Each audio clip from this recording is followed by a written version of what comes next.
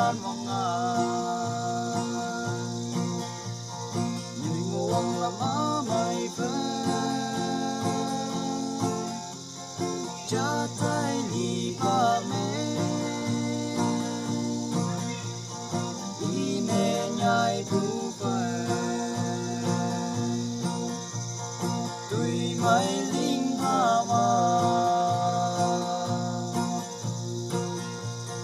kawang tu man Kristen yun sila yume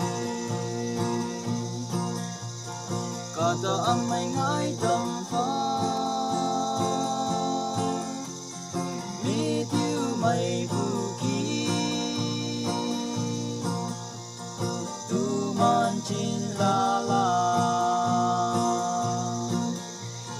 nang ngaling ay pa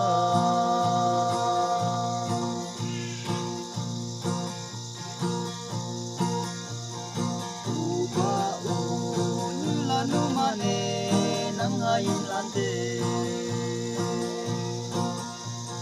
vì vậy em lộc lại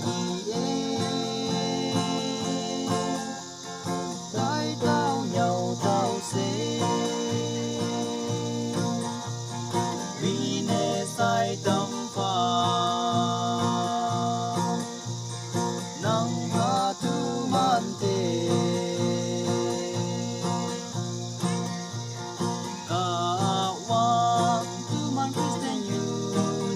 la yume kada am may ngay tâm pha mit yu may buki tu man chin la la nang aling ngay pha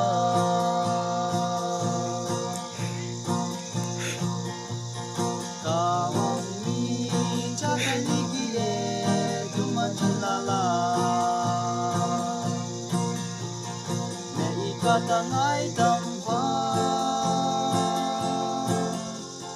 lô khai lầy bù mê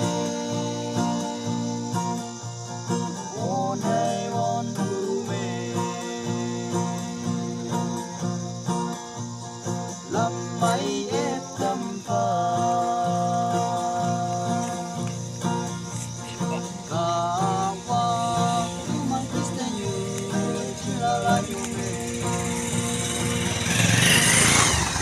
kada ang may ngay tâm pha